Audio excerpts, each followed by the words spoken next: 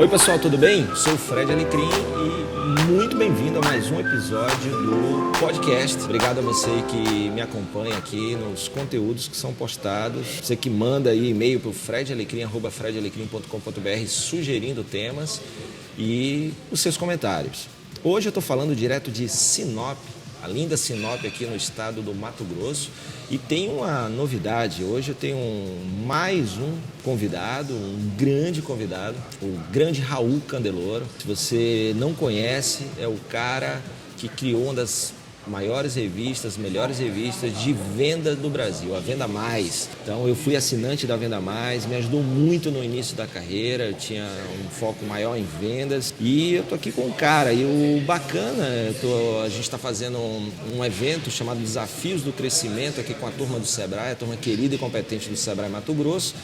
E aí você imagina que bacana você, depois de um tempo admirando alguém, poder dividir o palco com esse cara que você admira. E o que é melhor ainda, você descobrir que esse cara é ainda melhor do que você imaginava que ele era. Claro que competência a gente nem discute, né? Porque não é qualquer um que cria e se torna um sucesso e pereniza esse sucesso, né? A Venda Mais é um sucesso há muito tempo. Mas, além disso, é um cara generoso, que compartilha as coisas e que ajuda muita gente aí. Então está sendo uma grande honra estar aqui com o grande Raul Candeloro. Raul, obrigado aí primeiro por esses dias que a gente tem passado juntos e obrigado por esse papo aqui. Imagina! E eu queria dar um oi todo especial aos familiares do Fred, que são os únicos que ouvem o podcast, né? Que a gente sabe ali que é só o pessoal da família. Eu estou brincando aqui, né? Então, você que está nos escutando aqui, muito legal, muito obrigado pela oportunidade. E, Fred, eu posso dizer a mesma coisa. Eu tinha ouvido falar do teu nome, não conhecia, tinha ouvido falar de um dos teus livros, achava que você só tinha um, descobri que você tem 3, já estou com ele aqui na mochila, vou ler no avião amanhã. E também foi um prazer muito grande, sabe que, né, a conexão aqui foi rápida, acho que a gente vai fazer muita coisa juntos ainda, muito legal assim. Bacana. Então vamos começar o nosso assunto de hoje. Hoje o papo não podia ser diferente, vai ser vendas. Então vamos falar de inovação em vendas, que é exatamente o que a gente está compartilhando aqui com a turma no Mato Grosso. E aí falando, nesses 2 dias a gente ainda tem hoje Sorriso, né, Raul? O que é, assim, houve temas que foram bem, que apareceram bastante, né? De uma forma que a gente acha que é um desafio que as pessoas veem de uma forma comum. O aspecto da liderança, né, em vendas, a gente viu também a questão do engajamento da equipe para melhores resultados. Além disso, a questão da inovação em si, né, o como fazer diferente em vendas. Ontem apareceram mais alguns. Prospecção de clientes apareceu também. Como não vender só por causa do preço, então como se diferenciar da concorrência. E acho que esses foram os temas principais. Inclusive, esses temas têm também aparecido bastante nas pesquisas que a gente faz da Venda Mais. Então, com certeza absoluta, é sempre um assunto muito interessante para abordar, porque as pessoas estão carentes e sedentas por mais informação nisso, procurando realmente opções para guiar a melhor estratégia da empresa. Tá, então vamos começar pela liderança, né? Que no meu ponto de vista, isso, claro, frasezona clichê que a gente já conhece há muito tempo, a equipe é reflexo do líder. Quando a gente fala em vendas, principalmente se a gente pega aí esses tempos atuais, onde há uma evolução muito grande, qual é o papel desse líder hoje, onde a gente está vendo a necessidade do on-off, né? Aquela brincadeira que eu falo do on e o off juntos, gerando reputação e resultado. E qual é esse papel, né? A gente vê as pessoas muito preocupadas com isso. Ontem surgiram muitas perguntas sobre isso. Isso. Eu tenho um gráfico que eu vou usar no momento adequado, que mostra se o líder exige pouco ou muito da equipe e se ele apoia e dá condições pouco ou muito para a equipe. Na verdade, quem criou esse gráfico era uma psicóloga americana falando sobre pai e mãe. Então, se exige muito ou pouco da criança, do seu filho ou da sua filha, e se dá condições e apoio para que essa exigência seja alcançada. Então, você tem 4 quadrantes aqui. Você tem pouco e muito, muito e pouco e muito e muito, tá? Então, a pessoa que exige pouco e apoia pouco, ela é muito fraca como líder. Inclusive, como pai, como mãe, pior ainda, certo? Não é uma função que você queira. Da mesma forma que você pode ter um líder que exige muito, mas apoia pouco. Então você tem aí uma figura que é quase ditatorial. Eu imponho e aí dito regras. Também não é uma boa forma de liderança. Na ponta oposta, fazendo uma diagonal, eu tenho alguém que apoia muito e diz que está tudo bem, está tudo lindo e vamos lá, e motiva, mas exige muito pouco, na verdade. E aí você tem um líder que é permissivo.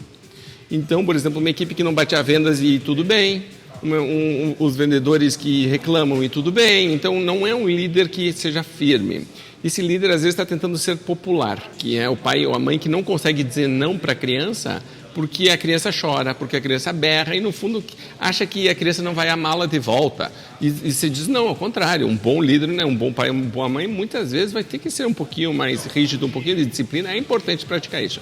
E qual que é o quadrante ideal nessa situação para o líder? O líder que exige e faz com que as pessoas aspirem mais, motivem para querer mais e que cresçam mais e que, ao mesmo tempo, apoiem esse crescimento. E aí vem todos os processos que hoje tem de mentoria, de coaching, de dar feedback, de acompanhar. Mas veja que ao mesmo eu estou exigindo da pessoa e eu digo para ela, eu tenho certeza absoluta que você tem capacidade de fazer mais, porque eu vejo como líder que a pessoa realmente tem. Então a pessoa passa a se ver de uma forma diferente. E se alguém já trabalhou embaixo de um líder ou de uma líder que lhe influenciou muito positivamente, vai provavelmente, ou um professor na escola, por exemplo, não era o que não te exigia, era o que era um pouco mais duro e dizia, eu confio, eu tenho certeza absoluta. Tem uma vez, por exemplo, uma professora na faculdade que me deu uma nota 6 numa prova, e ela me disse, Raul, essa foi a melhor prova de toda a sala, mas para você isso aqui é um 6. E eu levei muito a sério aquilo, porque ela estava me dando um recado. Ela dizendo, você podia ter feito muito melhor. É a melhor da sala. Mas para você, isso aqui estava fraco, você sabe que você estava preguiçoso. E eu sabia que era verdade. Esse tipo de puxão de orelha. Então veja que o que a gente está dizendo é, eu quero um líder, hoje o líder tem que dizer, eu quero da minha equipe essas metas, eu deixo essas metas claras, eu trabalho com essa equipe para que ela aspire, ela entenda que para ela atingir essas metas, ela como pessoa tem que se desenvolver também e ao mesmo tempo eu mostro o caminho de desenvolvimento. E aí eu apoio. E ontem, por exemplo, você estava falando na palestra, a gente aceitar o erro. Isso faz parte do apoio, certo? Porque senão eu entro num outro quadrante de só exigência. Então, acho que esse papel do líder tem que estar muito claro. Alto grau de exigência e, ao mesmo tempo, alto grau de apoio. E aí já mostra no que você está falando, que eu concordo plenamente, a necessidade, né, de você entender qual é o perfil para que ou você promova ou contrate um líder que ele consiga fazer isso muito bem no dia a dia. Né? Porque é muito interessante quando você fala do cara que ele exige pouco e apoia muito, como sendo o cara que ele quer ser popular. Aliás, que ele exige pouco, exige muito e apoia pouco, é isso? O que quer ser popular, apoia muito e exige pouco. Não, apoia muito e exige pouco. Que é a mesma coisa, quando eu estou falando aquele negócio, você quer ser um líder gostado ou admirado. E o perigo de você querer ser um cara que todo mundo gosta é exatamente isso. Você vai dar o apoio para o cara, vamos lá, turma, você fica naquele aspecto eminentemente motivacional, sem exigir do cara, ou seja, você acaba não evoluindo, né? E não evoluindo o cara. O que eu vejo sempre, que é muito melhor você ser admirado. Nem sempre eu gosto de quem eu admiro, mas eu tenho uma possibilidade de gostar muito mais. Né? E nem sempre quem eu gosto, necessariamente eu admiro. Eu posso gostar pelos motivos errados, por exemplo. Tipo, o cara é permissivo comigo, né? O cara não cobra, não exige. Né? E isso vai deixando um ambiente, principalmente para quem precisa vender, para quem precisa bater meta, um ambiente muito permissivo, com os péssimos resultados que vão ser consequências. Veja, acho que tem até um livro que fez bastante sucesso aqui no Brasil que chama Socorro, Preciso de Feedback. Sim. Porque as pessoas estão me diga como é que eu estou indo, eu quero melhorar. O ser humano não foi feito para ser medíocre, certo? A gente que mediocriza. Aí é a escola, é a forma como a gente é educado, etc, etc. E está errado. Um bom líder vai claramente dizer não, não, não, não. E veja que quando você olha para trás, você muitas vezes se lembra com saudades de alguns dos períodos mais difíceis da tua vida, quando você teve um líder realmente exigente, assim, correto, não aquele doentio, mas o correto. Um pai ou uma mãe firme. Muitas vezes você vai voltar para agradecer. Verdade. Porque naquele momento você disse, não quero, não sei o quê, mas você não entendia, aquela pessoa estava enxergando mais do que você. E isso é um bom líder. E o que é bacana, você lembra do que o cara fez você melhorar. Né? Eu aprendi isso, eu me tornei um ser humano melhor, e não os tapinhas nas costas que ele te dá, diz, não, vai lá, amanhã você consegue, você pode, né? Então, isso é muito interessante. Você falou de um livro que eu acho um dos livros mais bacanas, simples, né, bom de ler, que é o Socorro Precisa de um Feedback. E a autora, ela diz exatamente que o feedback é, no mundo corporativo, o que a alimentação é na nossa vida pessoal. Então, o feedback é o que nos alimenta para o que a gente precisa para crescer, para melhorar e para mudar, né? E com vendas não é diferente. Veja que um vendedor está o tempo inteiro sendo monitorado, porque poucas profissões têm um foco tão claro em metas mensais, semanais, processos, etc. Mesmo que não seja tão organizado, o vendedor sempre, até pela própria forma de remuneração, sabe exatamente o que está acontecendo. Certo? Porque ele é comissionado, ou ela, vendeu ou não vendeu. Então, chega no final do mês, tem sempre aí, passa uma régua e vamos... Um bom líder vai aproveitar isso como crescimento. E um bom líder passa a ver como sua responsabilidade que a sua equipe consiga atingir essas metas desafiadoras. Veja que é diferente. Hoje eu estava, por exemplo, trocando e-mails com um gestor que era o melhor vendedor da equipe, isso é uma coisa que acontece muito comum, assume um cargo de liderança e aí a empresa, para não pagar um super salário de gerente, permite que ele continue vendendo. Então ele estava me dizendo: Raul, eu estou fazendo o teu curso justamente porque eu preciso melhorar, mas eu estou meio período vendendo, meio período eu sou gestor da equipe. E eu falei: isso é mais ou menos como você me dissesse que agora o técnico do futebol, certo? O primeiro tempo ele joga e o segundo tempo ele é técnico, né? E aí, então, se for para os pênaltis, ele bate ou não vai? Não é. Eu falei, não existe isso. Um bom líder se realiza através da realização da equipe. Espetáculo. É diferente. Inclusive, quando você faz o descritivo de um perfil, né, a gente usa muito o chá, né? Conhecimentos, habilidades e atitudes. Conhecimentos e habilidades do gestor são bem diferentes do vendedor. Então, o fato de alguém ter sido um excelente vendedor não vai fazer um bom líder. Perfeito, era exatamente isso. E aí tem um fator que eu acho interessante, que muitas vezes, quando eu vou passando por algumas empresas, o líder de vendas ali, muitas vezes ele fica só no apoio motivacional e tudo porque ele não tem o know-how do como. E aí porque você dizer o que o cara tem que fazer, eu acredito que a maioria dos bons vendedores sabe o que ele tem que fazer. Ele tem que prospectar, ele tem que vender, ele tem que negociar, ele tem que mostrar o valor antes do preço, tudo isso. Agora, muitos não sabem o como, que eu acho que é aí onde o líder, vamos aqui, pega na mão, mostra o como e depois bota o cara para fazer. Sim, inclusive você vê, embora a gente estava conversando sobre isso antes de começar a gravar, mas que virou um certo modismo o coaching. Mas a essência do coaching ela é muito forte, ela é muito séria. E existe uma grande diferença, por exemplo, eu vejo quando um coach está despreparado, e é diferente de, por exemplo, uma mentoria ou de um aconselhamento, porque o coach vai fazer perguntas e fazer com que a própria pessoa caminhe com suas respostas e encontre isso.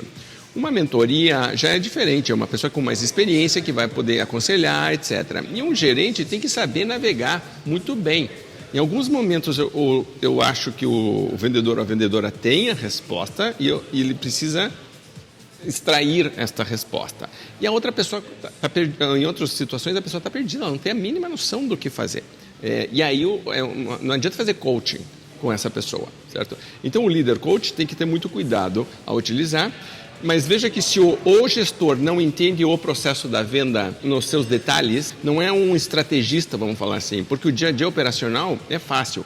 Por que a gente está fazendo assim? Por que a gente liga? Por que a gente lida com objeções dessa forma? Como que a gente responde? Por que a gente demora tanto para dar um retorno? Por que a nossa proposta é montada desse jeito? Pouca gente para pensar de verdade.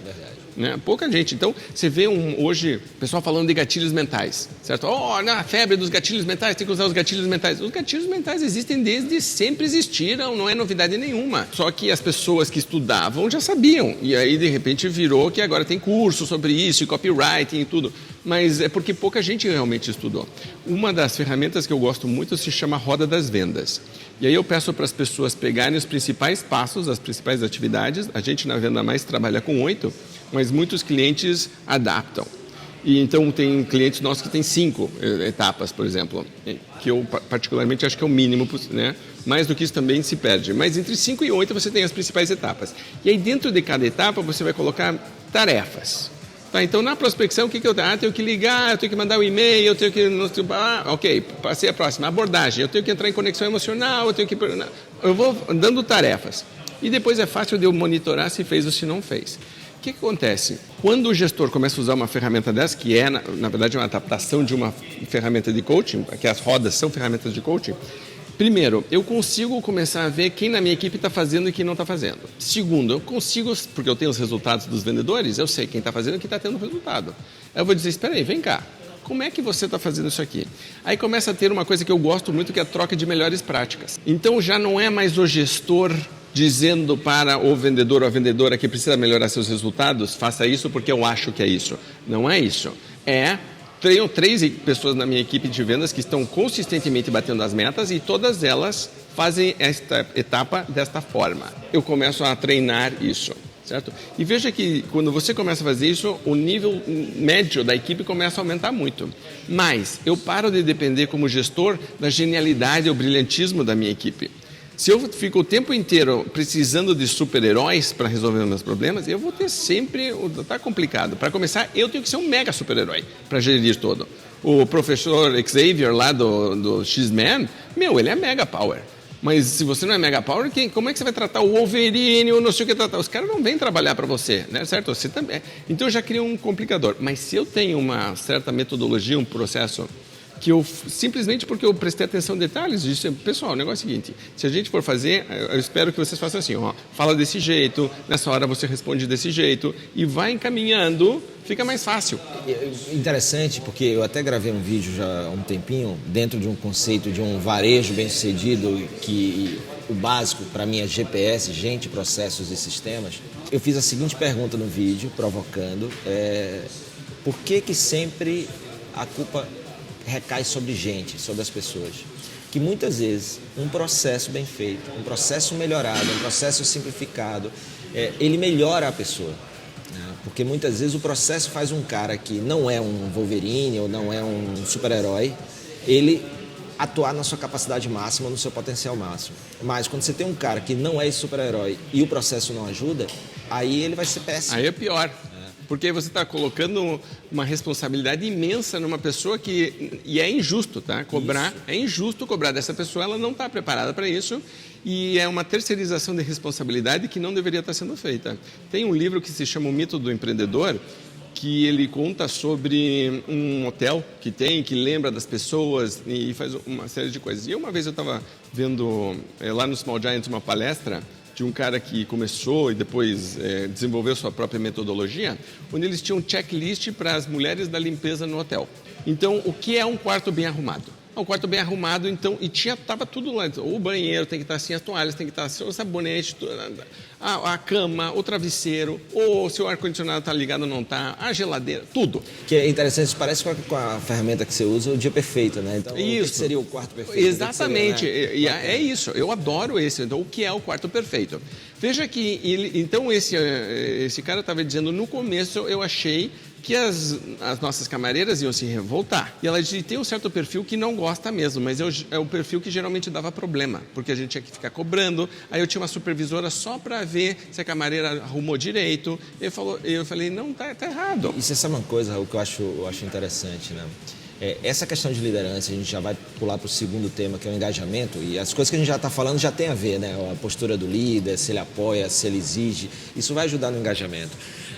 Mas tem uma coisa aí que você está falando, por exemplo, a comunicação do líder com a equipe e a comunicação perfeito que você fala o que é o quarto perfeito, né? Porque muitas vezes eu digo, olha, o quarto tem que estar limpo. Mas a percepção do que é um quarto limpo para a camareira é diferente do que é para o gerente do hotel, por exemplo. E para o hóspede. E para o hóspede. Então, se eu não faço uma convergência entre as percepções da liderança, de quem executa a tarefa e de quem usufrui do serviço, é sempre um achismo muito grande. E é claro que a tendência maior é errar.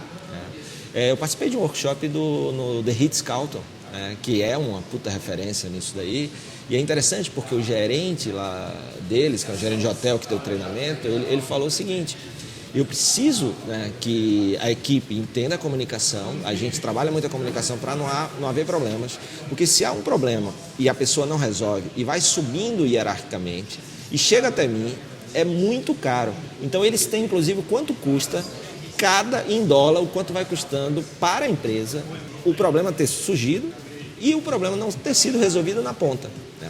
Então daí a importância do deixa claro para todo mundo, entender o que é, para a partir daí trabalhar em cima daquele padrão que é o necessário, que é o bom para todo mundo. Veja, no caso lá das camareiras, quando ele foi entrevistar as camareiras, descobriu que as melhores camareiras adoravam, porque agora elas diziam, eu sei exatamente o que se espera de mim, eu recebo feedback exato, quando acontece alguma coisa, eu sei que foi falha minha, que eu deveria ter feito, parou de terceirizar a culpa, etc. E veja que isso também começa a ajudar, que é assim, a definição de algo maior. Então, se eu fosse um hotel, mas isso serve para qualquer tipo de empresa. Qual é a definição de experiência que a gente quer para o nosso cliente? Ok, o que significa isso para a logística? O que significa para o departamento financeiro? Como que o departamento de RH pode ajudar? E veja que eu começo a dar um norte comum. Uma das perguntas que surge com frequência é: nossos departamentos internos não conversam. E aí é porque eles não têm um norte comum. E eu já fiz várias vezes workshops em relação a isso. Por exemplo, a gente faz reunião de planejamento estratégico, onde a gente define 3 ou 4 grandes metas, ok? Para o ano que vem. Aí a gente diz o seguinte: ok, se a gente quer atingir essas metas, o que você, que é o líder desse departamento, acha que tem que fazer ou tem que acontecer, que investimentos são necessários, que projetos vai ter que desenvolver, etc, etc. E a gente dá uma folha para a pessoa escrever. E aí tá, todos os departamentos da empresa, só os líderes, tá?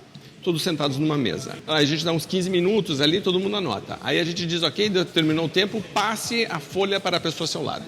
Então eu estou, por exemplo, no RH, eu vou passar minha folha para o cara de vendas. O cara de vendas vai passar sua folha para o financeiro vai passar para a logística vai passar para o estoque, sei lá. Todos os departamentos vão rodando assim. Agora eu vou olhar a lista do meu colega e vou dizer, eu, na minha opinião, acho que ele deveria incluir tal coisa. Eu, com a minha visão do meu departamento, acho que ele deveria estar escrito. E você não acredita a quantidade de coisas que tem gente que às vezes fica nervoso, começa a chorar, porque a pessoa tinha colocado 4 coisas e no final, quando a folha roda e chega em você de novo, todo mundo comentou. Ela tem comentários atrás, tem gente pedindo mais uma folha e está clipando. E aí você diz, o que aconteceu? Porque nunca tiveram essa conversa. E eles têm prioridades diferentes dentro. Se você dá para, por exemplo, vendas geralmente está dando cabeçada com logística, que é quem entrega o que foi vendido, e com financeiro ou crédito e cobrança, que é quem vai aprovar e cadastro, etc, etc. Você pergunta para eles qual que é a tua missão como departamento e você vai ver que eles têm missões que não são complementares. E às vezes elas são excludentes. Daí ter tantas ilhas ao invés de continentes. Exatamente. Né? Porque não existe uma visão única. Não existe uma visão, tem que existir um norte único e quando existe um norte único, todo mundo diz, ok, então o que eu tenho que fazer? Tem uma história de Roma antiga que eu sempre gostei muito, em que os órgãos começam a debater do corpo humano qual que é mais importante, certo? E aí todos eles começam a dizer, não, eu sou mais importante, eu sou mais importante. Basicamente, se qualquer um deles parar de funcionar, você morre, certo? Então, a ideia de que juntos somos mais fortes, essa questão da sinergia e de cada um de nós separados, na verdade, somos muito fracos, isso é uma das principais funções da alta liderança. Perfeito. Esta coordenação entre todo mundo, mas não existe se a gente não tiver um foco único, que deveria ser o do cliente. Muito bem. Então a gente vai passar para o segundo assunto. Bom, Raul, o nosso segundo tema tem a ver com um pouco da liderança, a gente acabou já falando, mas pode passar rapidamente por ele, que é o engajamento da equipe. Você tem um bom líder, você tem essa questão do líder que exige e que dá apoio, mas outra demanda que a gente tem visto aí das pessoas nas nossas andanças é o desafio de engajar a equipe. Como é que você enxerga isso daí? O que você tem visto de coisas interessantes e o que pode ajudar a ter uma equipe mais engajada? Eu acho que é um claro sintoma de uma liderança que precisa ser revista. Então, um líder que está dizendo minha equipe desengajada parece que está terceirizando a responsabilidade, quando na verdade deveria estar tentando entender o que está acontecendo com a sua forma de liderar. E veja que a gente vai ter várias etapas aí que poderiam ser revistas. A primeira delas seria, pelo começo de tudo, quem que eu estou recrutando, qual é o meu processo de seleção, quem que eu aceito dentro da minha equipe. E ser bem mais criterioso em relação a isso, principalmente na questão de valores. Porque as pessoas contratam o que eu acho pela forma errada. Quando a gente vai falar de valores, a gente está falando de uma parte que é de personalidade, de formação da pessoa, que não passa pelo treinamento. Você pode reforçar, pode combater, mas é difícil de você inculcar novos valores numa pessoa, porque você está pegando uma história de vida de pessoas até mais poderosas na vida dessa pessoa do que você, o pai, a mãe, a família. Quer dizer, essa pessoa veio sendo criada de uma certa forma.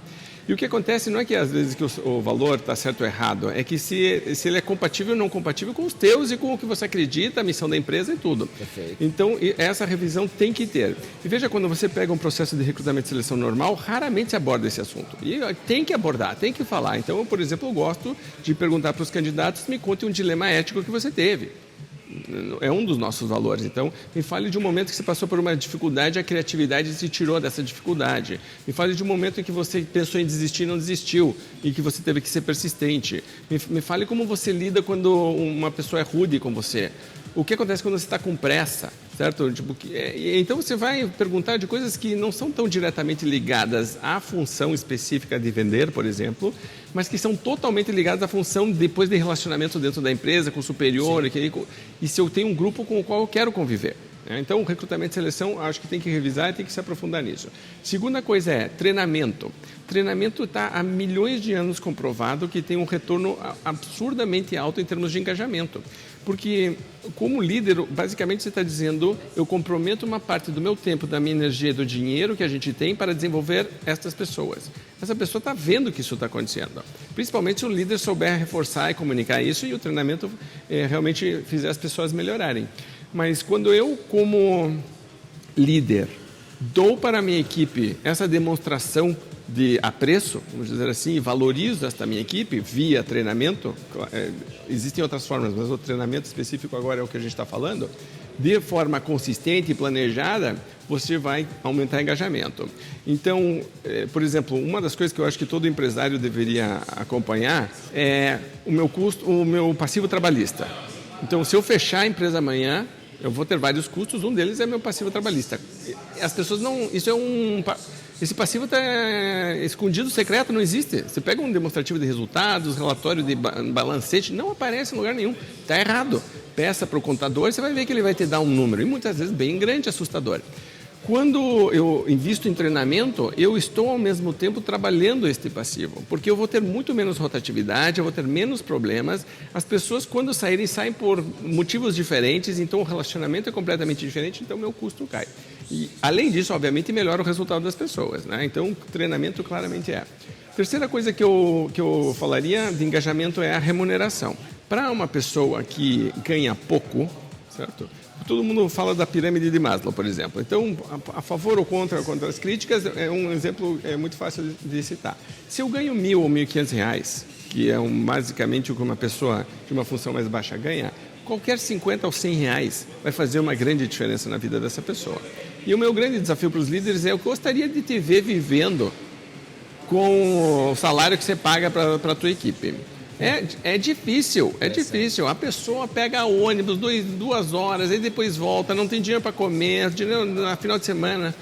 E o interessante, né, Raul, que é esse mesmo líder, às vezes, que pede para o vendedor se colocar no lugar do cliente. Mas ele não se coloca no lugar do cara da equipe. Exato. E, então, veja, se eu pago R$1.500 para os meus vendedores, e aí eles têm que vender produtos ou serviços bem mais caros, é claro que ele, na cabeça dele, está pensando que o produto ou serviço é caro. Porque, para ele, a referência está mais embaixo. Então, e veja que tem até uma questão de humanidade. Eu quero uma remuneração justa para essas pessoas. Elas estão doando uma parte da vida delas. A gente tem tantos dias aqui na Terra. Então, uma parte desses dias eles disseram vão dedicar a mim como líder. Certo? Eu tenho uma responsabilidade que o nível dessas pessoas melhore. Então, essa remuneração maior claramente também faz, principalmente quando você ganha menos. Depois, quando você vai ganhando mais, então você vai tendo outras aspirações. Mas no começo, não adianta você ficar dando troféu e certificado e parabéns para uma pessoa que depois ela diz: porra, como é que eu vou levar esse troféu no ônibus para casa? Certo? Tipo, como é que eu vou pagar a conta de luz? Isso aqui não me ajuda, né? Teve até... Quem que foi, acho que um músico famoso que falou: gente, chega de homenagem, eu preciso de dinheiro. Né? Eu preciso pagar as contas. O Daniel Pink, ele fala muito sobre isso. A primeira coisa que você tem que fazer é remunerar bem para que o dinheiro não seja pauta de reunião ou não esteja na cabeça, por exemplo, do vendedor. Você inspirar um cliente a comprar, você falar bem, fazer todas as etapas bacanas da venda, a cabeça tem que estar bem. E se você está preocupado com dinheiro e sabe que, mesmo batendo meta, o dinheiro que você vai ganhar não paga as contas em casa, então isso é um grande desafio. Um ponto que eu acho interessante, o Kip Tindall, que é o CEO e fundador da The Container Store, que é uma das melhores empresas para se trabalhar nos Estados Unidos há mais de 15 anos, ele disse que é muito melhor ter uma equipe menor, remunerar melhor, você ter os melhores, uma equipe menor e remunerar melhor. Ainda tem muita gente que acha que tem que ter muito vendedor para vender bem. Eu tinha uma época quando eu morava em Curitiba e eu era então síndico do prédio. E a gente resolveu fazer uma reforma na calçada da parte de dentro, porque aí tinha um portão e aí tinha a calçada que aí era da prefeitura. A gente até tentava manter, mas também não podia mexer muito. Então a parte de dentro a gente foi fazer uma reforma. E os caras alinharam as pedras de uma forma que estava completamente torta. Então, ela não, acabava na calçada em ângulo, em vez de terminar em paralelo, né? Então, como se viesse a pedra e grudasse na calçada da rua, não, ela vinha cortada e aí fazia uma transversal, que você olhava de cima, era horrível aquilo, claramente mal planejado. Chamamos o dono da empresa que estava fazendo a obra e ele pediu desculpas e disse, gente, vocês não sabem como é difícil lidar com um pedreiro desse tipo aqui. Eu falei, mas quanto vai ter que custar a reforma aqui? Você vai ter que tirar todas as pedras, colocar tudo de novo. E ele me falou, pô, mas você sabe quanto custa um funcionário bom? Eu falei, não estou entendendo essa conta. Eu falei, você fez a conta que eu estou pedindo para você fazer, que é o de refazer a obra inteira? O funcionário bom, ele é mais barato do que o Exato, não tem que refazer. E veja que fica a sensação, eu não vou contratar essa empresa de novo. E aí, então, veja que aí, então, cai um outro custo muito alto. Eu tenho que começar a precisar prospectar clientes o tempo inteiro, porque eu não consigo a lealdade de ninguém, certo? Então, veja que é um outro custo. E esse custo está voltando à questão do engajamento, porque eu não remunerei corretamente. Tá? Outra coisa que eu tenho que ter, voltando à questão que a gente falou anteriormente de ter o que é um quarto perfeito, o que é o dia perfeito, o que é a atividade perfeita, tenho que ter indicadores. E tem dois tipos de indicadores que são muito importantes. Na verdade, são três, mas o terceiro é consequência dos dois. Primeiro qual é a meta ou objetivo que eu quero alcançar? Segundo indicador, quais são as tarefas ou atividades que eu preciso que sejam feitas para alcançar esta meta? Então, por exemplo, a meta seria o quarto perfeito. Pronto, defini o quarto perfeito. Estamos todos de acordo que é um quarto perfeito? Primeiro, a gente já conversou sobre isso. Todo mundo aqui no hotel entende o que é um quarto perfeito? Não pode ser que uma camareira ache que um quarto perfeito é de um jeito e a outra do outro. Não, o quarto perfeito é do hotel, não é da camareira, certo? Então, a empresa tem um padrão. Todo mundo está de acordo? Beleza. O que precisa ter feito? Eu descrevo isso. E a terceira... o terceiro indicador é uma taxa um indicador de sucesso em relação a isso que esteja ligado a processos de melhoria, certo? Então, conseguimos quantas vezes atingir a meta e fazer as atividades. E aí, então, por que isso está acontecendo? Então, quando você vê reuniões muito produtivas, você vai dizer, tinha uma meta lá vamos dizer que a gente falou que ia vender 1 milhão no mês. Não vendemos 1 milhão no mês.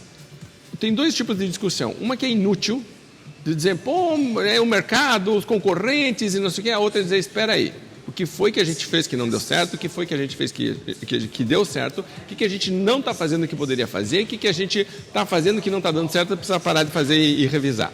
Então veja que você tem aí novas iniciativas, revisa. Essa é uma conversa muito mais produtiva. Quando o líder faz isso constantemente com a equipe, no fundo ele está envolvendo todo mundo nesse processo. E está envolvendo na busca da solução, não na crítica pelo resultado. Exatamente. Porque veja que para dar problema, para explicar por que a gente não conseguiu uma coisa, vai ter que todo mundo tem uma história para contar. E eu, como líder, não posso deixar isso acontecer, porque senão também estou treinando a minha equipe a primeiro a não bater a meta e tudo ok. E segundo, a não procurar a solução corretamente. E a se sentir confortável quando ouve várias histórias de não sucessos. Para quem não teve sucesso, ouvir que outras pessoas também não... Justifica, isso só reforça a posição errada. Então, essa questão de ter indicadores para que tenha um processo de acompanhamento e de melhoria é muito importante. Terceiro, já não sei, acho que deve ser o quinto ponto, é reuniões constantes de feedback focado. Então, a comunicação do gestor tem que estar muito focada e aí começa a direcionar. porque senão ela é vista como crítica ou só como exigência, né? Então, quando eu chamo alguém para conversar, eu preciso ter um modelo baseado em alguma coisa que seja, vamos falar sobre a meta, que está geralmente ligada à nossa missão, aos nossos clientes, né? As atividades que deveriam estar sendo feitas, como que você está desempenhando, o que você está fazendo correto, eu vou te elogiar por causa disso, o que você precisa melhorar, te dou um caminho. Essa é uma reunião que todo mundo vai dizer, uou, legal, obrigado. Mesmo que tenha sido um puxão de orelha, eu saio um puxão de orelha focado. Agora, eu sei exatamente o que se espera de mim, que isso é muito importante. Para terminar o processo, e depois você pode complementar, com certeza, mas eu vejo que não se comemora o suficiente. A celebração. Fica sempre uma coisa de que vamos ter uma meta, alcançamos a meta, vamos colocar a próxima meta e eu entro numa esteira que não termina nunca. Pô, valeu. O máximo. Parabéns, agora o mês já está aí. Então, e agora dobra a meta, estilo nossa ex-presidenta, né? Alcança a meta, você dobra a meta. E aí, então, isso não é muito positivo. O ser humano precisa de uma conclusão, precisa de um encerramento, de um capítulo. Assim, então, tipo, fechou aqui. Para a mente, uma das melhores sensações é começar e terminar alguma coisa. Isso. Então, eu gosto de ciclos. Se você pensar em ciclos, o mês pode ser um ciclo, mas então encerre o mês corretamente. A gente, por exemplo, faz campanhas de vendas que quando você atinge um certo número de vendas, a gente dá uma experiência para a equipe. E aí pode ser uma massagem, o massagista vai lá na Quanto e vai massageia. Ou outro dia a gente fez fondue de frutas, teve o dia do picolé. Então, coisas assim. E você pode fazer a mesma coisa. É algo que é simbólico, mas essa simbologia é muito importante. Então, você diz para as pessoas, concluímos o ciclo, parabéns para todo mundo, vamos revisar o que foi bom, comemora, parabéns, vamos olhar o que a gente pode melhorar, próximo ciclo. Certo? O ser humano está, se você parar para pensar, desde o tempo das cavernas, trabalhando com ciclos. A gente tem o Sol e Lua, a gente tem calendário lunar, a gente tem estações do ano, isso foi meio que se perdendo. Certo? Acabou que fica o nosso trabalho grudado uma coisa no outra, as horas do dia todas grudadas no outro, as mídias sociais hoje você está conectado o tempo inteiro e termina. Então, para mim, é papel do líder assumir essa postura e é quase que dar um mini discurso ou pedir para as pessoas fazerem alguma coisa, bater palmas, dar um mini prêmio que seja simbólico, fazer alguma coisa, sai para almoçar, sai para jantar, come uma pizza, pede alguma coisa, algo que diga, acabou.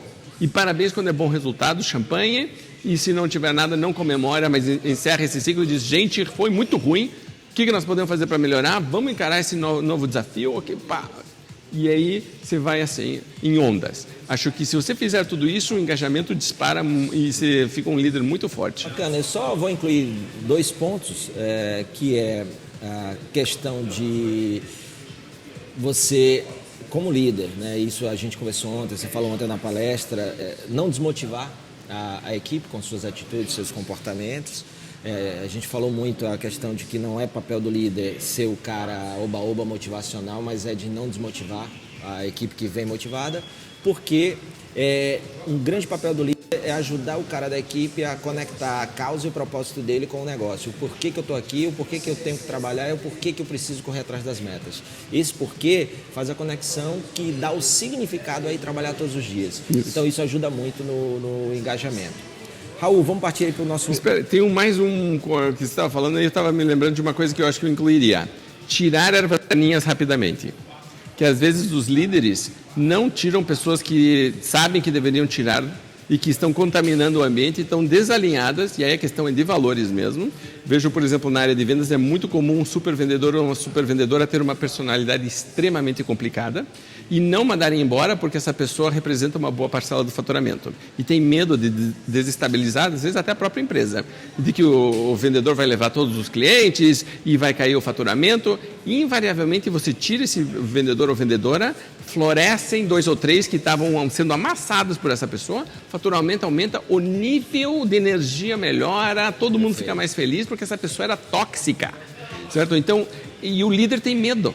Então, nessas horas, você diz, então, você não está sendo um bom líder. Se o líder não age quando tem forças negativas, ele não está cumprindo sua função. Ele fica conivente, né? O ambiente fica tóxico, desequilibrado e acaba desengajando a moçada. Exatamente. E a minha dica é a seguinte, se você foi para casa pensando mais do que 3 vezes, com uma convicção quase total de que você devia demitir essa pessoa, você já sabe que devia demitir essa pessoa. E quando eu falo isso nas palestras, as pessoas, tem gente que faz assim com a cabeça, né, tipo balançando, porque ele sabe, só está faltando empurrão. Então eu digo, olha aqui, eu estou te dando permissão, tá? Eu estou dizendo, demita.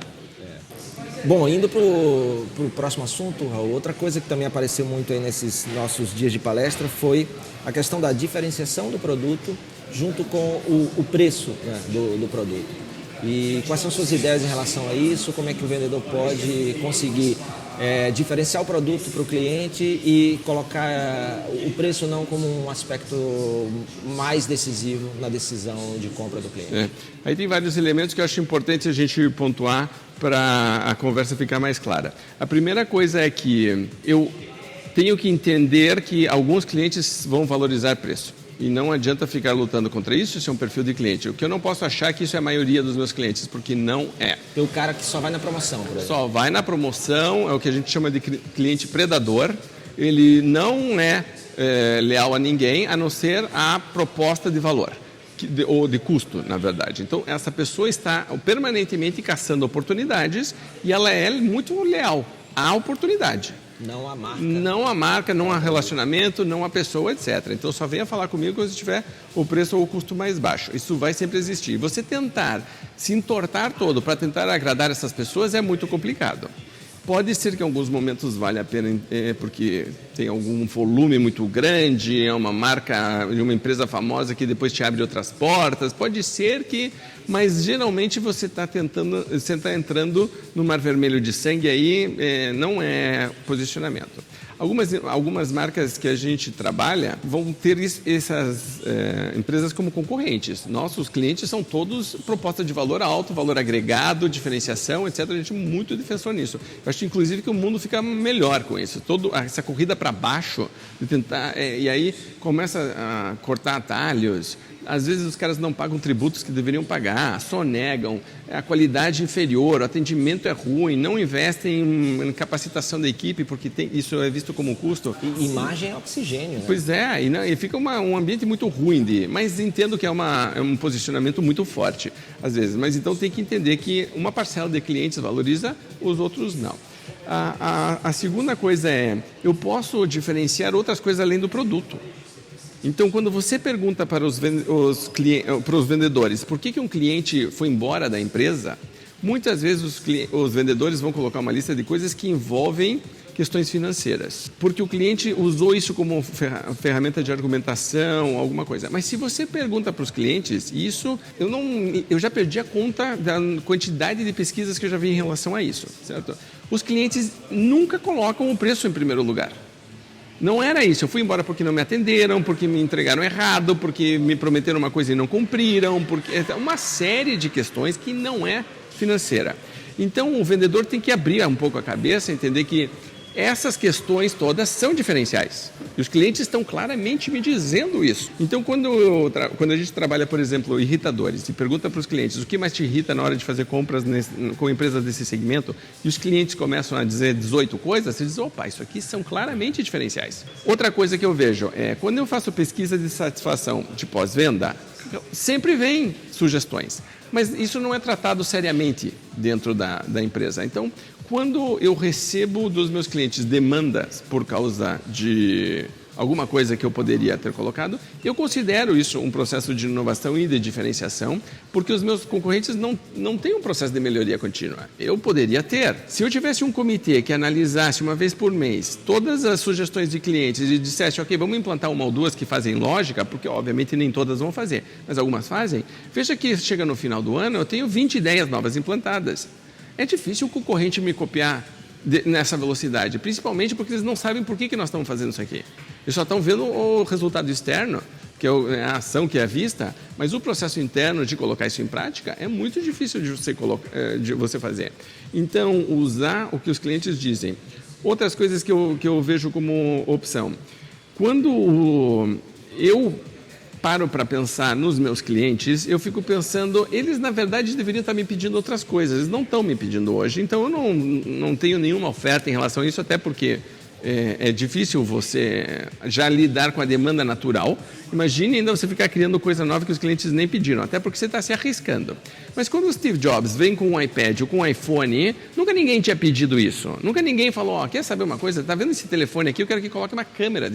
A Polaroid, Kodak, Fuji, nunca na vida imaginaram que iam quebrar porque o telefone ia roubar o espaço delas. Nunca tinham imaginado isso e os clientes nunca pediram, certo? Então, ficar esperando que os clientes demandem coisas não é uma forma inteligente de fugir da guerra de preços ou de se diferenciar, pelo contrário. Então, as empresas que estão conseguindo fazer essa transição estão mais agressivas em relação a testes, certo? Então, aquela coisa de produto minimamente viável, faça algumas opções e teste com parcelas de clientes para você estar sempre em constante movimento.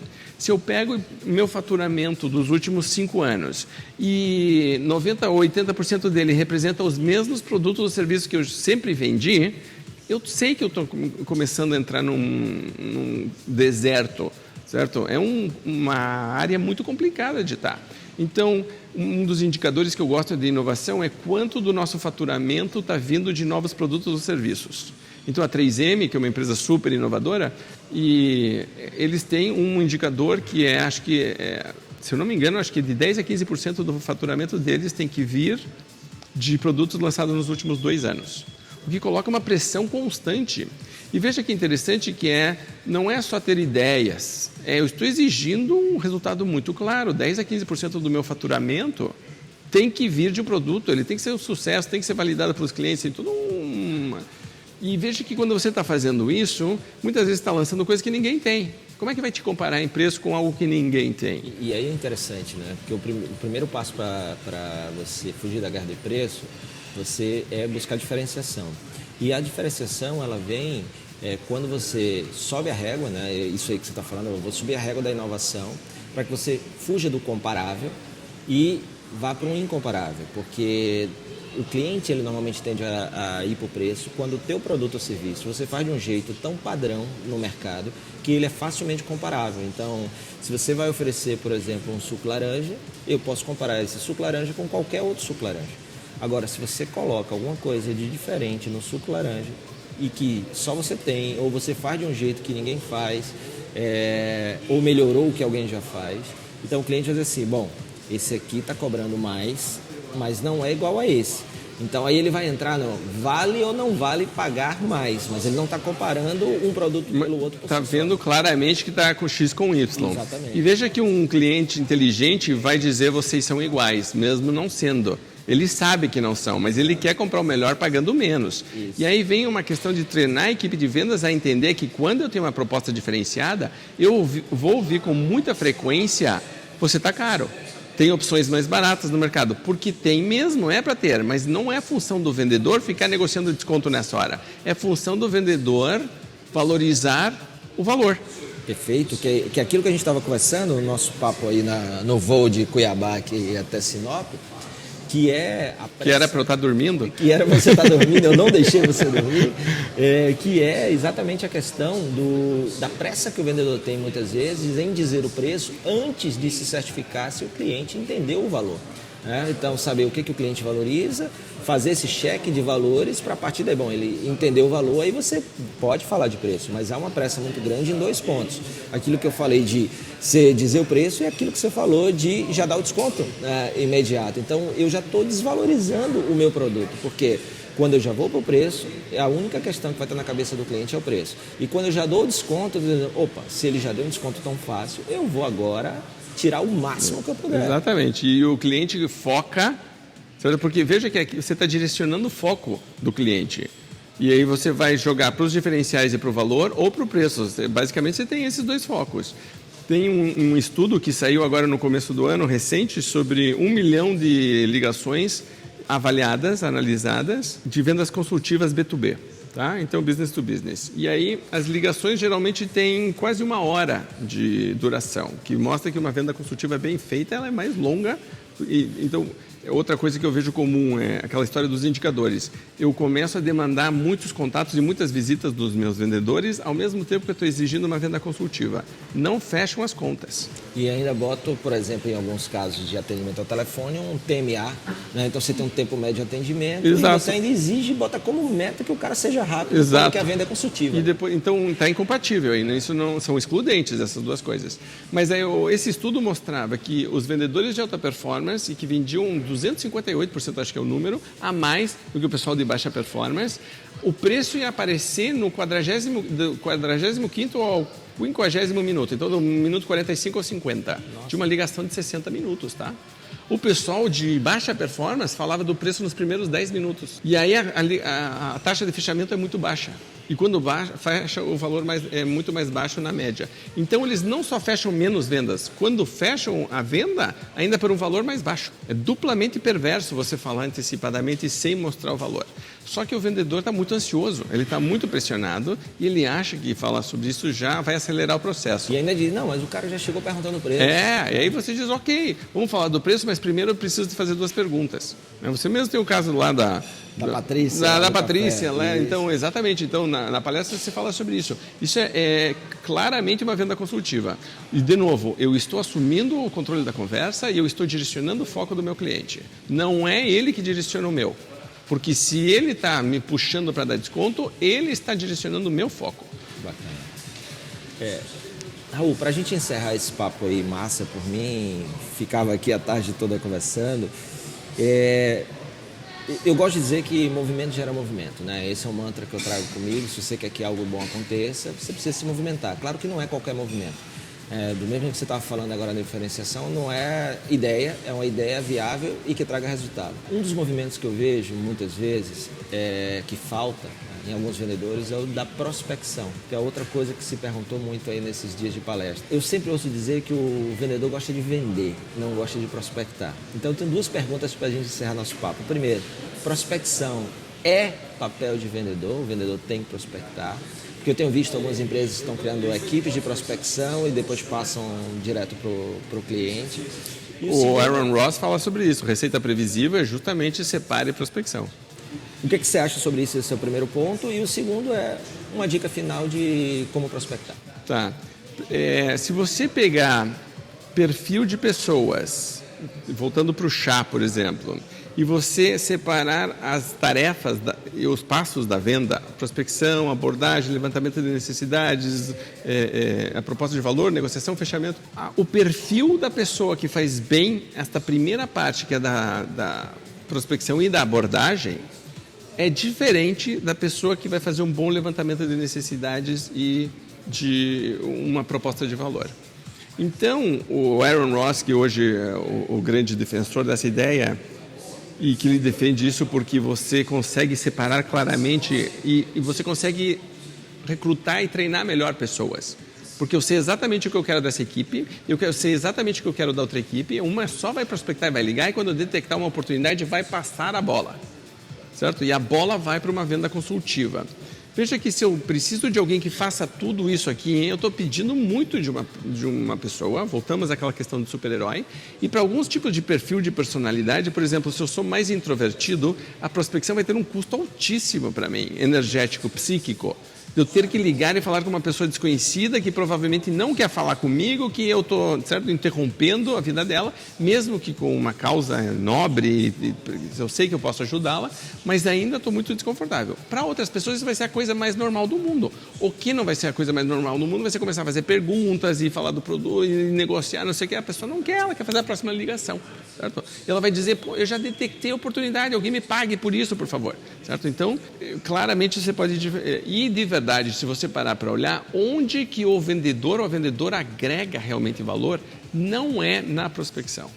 Então, se você consegue hoje terceirizar o passo da prospecção para uma mídia social, para qualquer tipo de ferramenta de prospecção que me crie leads um pouco mais qualificados, eu consigo otimizar o tempo do meu vendedor ou vendedora boa.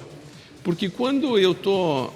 Assim, imagine que quando eu falo com 10 pessoas e eu estou fazendo uma prospecção fria, tá? Me deram uma listagem, eu estou ligando, por exemplo, ou estou visitando, qualquer coisa. mas é uma prospecção fria. Dessas 10 eu vou fechar uma. Se estas pessoas tivessem sido qualificadas antes, iam chegar 2 para mim. E dessas 2 eu ia fechar uma. Mas eu aproveito muito melhor meu tempo. Porque se 2 eu fecho uma, quando me dão 10 eu fecho 5. Antes eu estava fechando 10 para 1, agora eu estou fechando 10, estou fechando para 5.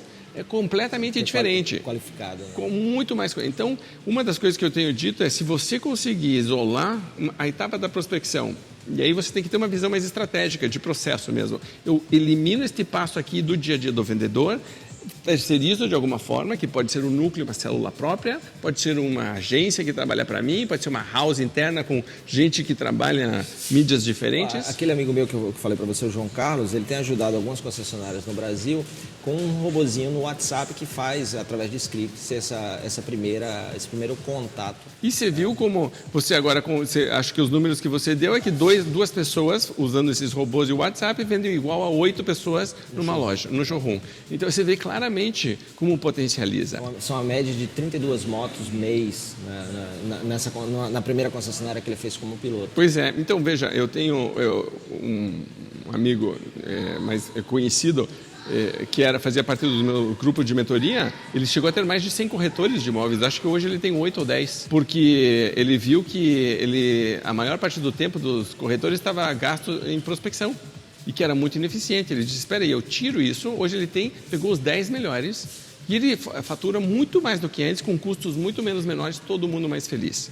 Então, aqui é uma visão estratégica sobre prospecção como tarefa, certo? Como atividade, e dizer como que eu otimizo esta atividade. E aí a dica final? A dica final para mim seria, eu gosto de contar isso porque também saiu dos grupos de mentoria. Perguntei para um grupo de empresários quais ferramentas eles estavam usando hoje para prospectar com sucesso, que estava dando certo. E eles começaram a dar lista e eu comecei a anotar num quadro negro. E acabou que tinha uma lista que acho que tinha umas 15, 16 coisas. E quando eu perguntei para o grupo o que mais te chama atenção nesta lista de ferramentas, foram unânimes em dizer, eu só estou usando 3 delas, que eram as que eles estavam usando naquele momento. E aí todo mundo saiu daquele grupo comprometido a testar pelo menos mais uma. E tinha gente já dizendo, de verdade, vou fazer um planejamento para testar pelo menos uma nova por mês. Então, uma das coisas que eu diria em relação à prospecção é, olhe para a prospecção como se fosse tirar água de um poço. Se você precisa ter alternativas. Eu, como pessoa física, Raul, sempre gostei de ter múltiplas fontes de receita. Eu acredito muito nisso, o Harv Eker lá no Segredos da Mente Milionária fala sobre isso, sempre acreditei. Eu quero ter várias fontes de receita. E eu também quero ter ferramentas de prospecção. Eu vejo isso como um portfólio. Se todo o meu dinheiro está investido numa única ação, na Bolsa de Valores, eu posso ganhar muito dinheiro, mas também posso quebrar. Posso perder tudo. Posso perder tudo. Se eu tenho um portfólio, uma sobe, outra desce, mas se eu escolhi bem no composto, eu acabo ganhando mais do que se eu só tivesse uma. E diminuo o meu risco. Então, quando eu olho para atividades de prospecção, eu gosto de pensar em portfólio também. Quais são as minhas atividades de prospecção, quais são os resultados que eu posso esperar e se alguma delas, por algum motivo, em algum momento, começar a dar resultados menores, decrescentes, e o custo começar a aumentar, por exemplo, a gente estava falando de anunciar no Facebook. Começou a aumentar muito o custo, começou a diminuir muito o resultado, e aí você tem um delta que está ficando questionável para muita gente, certo? Então, continua sendo uma opção viável para alguns, mas muita gente está dizendo não é mais tão bom como era antes. Ok, o que acontece se eu tinha todo o meu negócio baseado só em Facebook? Eu estou numa situação muito complicada. Então, eu não fiz uma gestão de risco correta, porque eu não olhei para as minhas atividades de prospecção como se fosse um portfólio. Então, a minha grande dica seria, não dependa de só uma forma, certo? E esteja testando sempre novas atividades. E lembre que a atividade de prospecção tem ROI. Ela tem um retorno sobre o investimento que precisa ser calculado. Se eu colocar R$1.000 aqui, o que acontece? Quando eu digo para a minha equipe de vendas vá prospectar, eu não estou calculando o ROI. Porque eu já estou imaginando que isso é custo fixo e que a atividade deles já estão aí mesmo, já estou pagando, então tanto faz.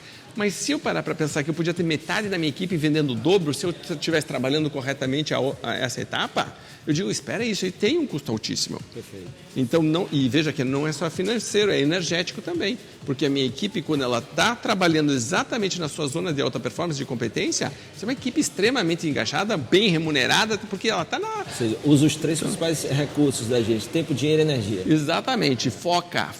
Mas não é o vendedor, você não pode deixar o vendedor decidir isso sozinho, porque ele está tão no dia a dia que ele precisa ter alguém que esteja olhando de cima e de fora. O nosso início de conversa, o líder. Né? Exatamente. Como estratégia. Exatamente. Então, a dica final seria, veja isso como uma atividade estratégica, entenda que tem ROI, tem um portfólio, esteja testando coisas novas, não dependa só de uma. Bacana. Bom, eu espero que você tenha gostado desse papo massa aqui. Eu espero poder contar com o Raul uma outra oportunidade. Acho que foi super valioso, aprendi bastante com o papo, Raul. Obrigado pelo tempo, obrigado aí pelo aprendizado esses dias convivendo contigo.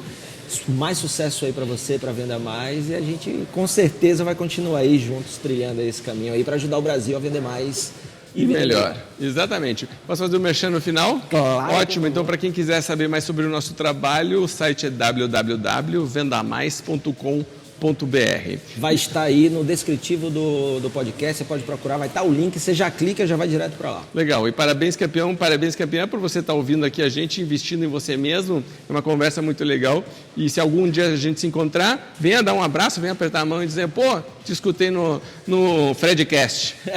Valeu, muito obrigado. Se você gostou desse podcast, gosta do conteúdo aqui postado, não esquece de curtir, comentar e compartilhar aí com a moçada que você acha que também vai ver como algo útil e relevante para a sua vida aí de profissional, de vendas, de gestão, de liderança e empreendedorismo. Obrigado pela tua companhia. Até a próxima. Valeu!